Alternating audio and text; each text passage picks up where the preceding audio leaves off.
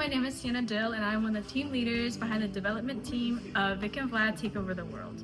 So my job was lead artist, animator, and designer.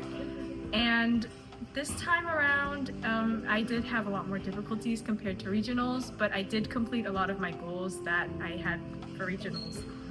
But one of the biggest challenges I faced during this was lighting and coming up with puzzles, and so puzzle design. Creating and design puzzles is something I never really done before, so it was something new for me, and I don't think I wasn't the best at it, but luckily I wasn't alone, so I did have help. But throughout it was just a lot of trial and error, having to test if something will work and is it fun, will it be playable. It was a lot of different factors, and I'm honestly glad that I was able to get this skill a bit more refined. And I think with what we came up with, I'm very happy with the results. So next up is lighting. At first, lighting was really difficult since our game build was not already running with Universal Render Pipeline, which is what allows 2D games to run lighting.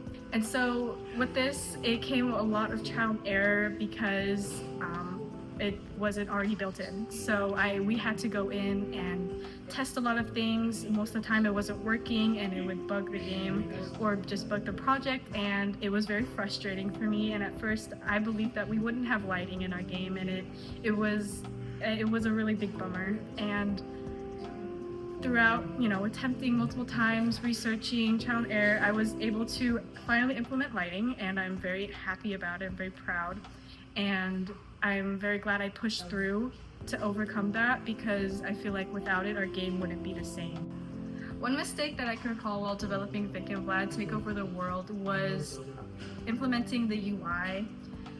While I do have experience with Unity, I'm still very inexperienced with certain aspects of Unity, and while creating Vic and Vlad, I was able to learn more about UI and implementing UI, and by these mistakes, it led to slower work production, and I constantly needed some help or some pointers, which slowed me down.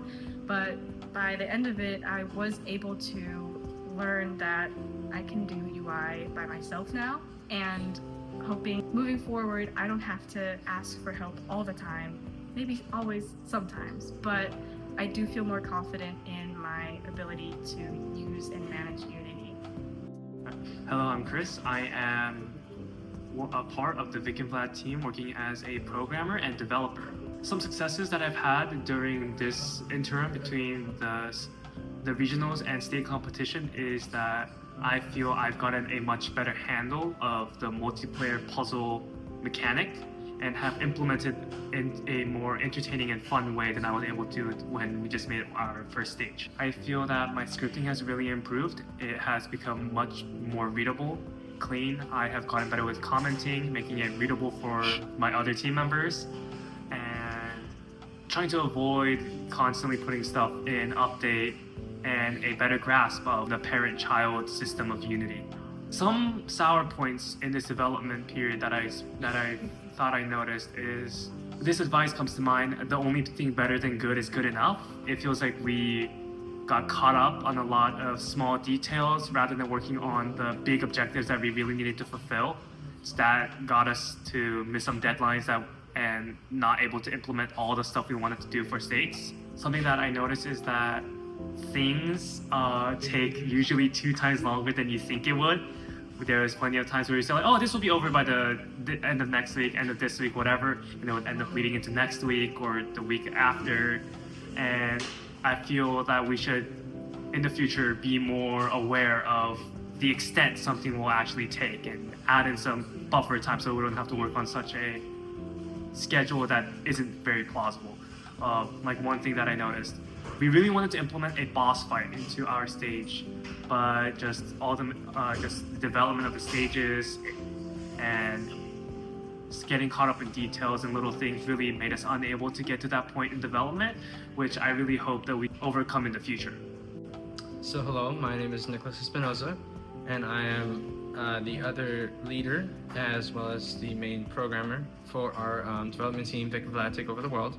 some of these successes that I was able to accomplish from the period of regionals to states was the implementation of audio and resolution. Before, we had minimal audio interactions, minimal audio cues. We didn't have any music for level 1, so that really decreased the amount of ambiance. And so implementing the controls for music, sound effects, and an overall master volume definitely let the player control a little bit more of the ambiance that they're going to experience in a game. Resolution is a mainstay for many different games as well. I also tweaked the movement settings of Vic and Vlad. I felt that in level 1 they didn't feel as smooth or as consistent, and so going into the code I had to fix a little bit of bugs here and there, and those little bug fixes really helped with the smoothness of the level. One of the largest failures that comes to mind in terms of goals that I wanted to accomplish for state was the implementation of a online aspect to our game. So that means that both players, instead of simply playing locally on one laptop, would be able to connect from different laptops or different computers via different networks.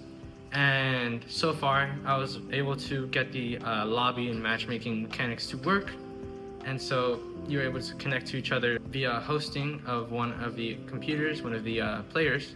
Its implementation in the game is pretty much complete.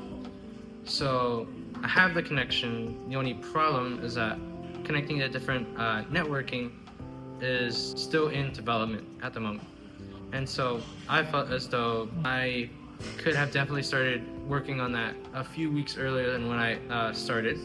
As Chris said before, I did not anticipate the amount of length that online multiplayer implementation would take. And so not taking that into account definitely lowered my production value and what I could have contributed to the development of our game for states.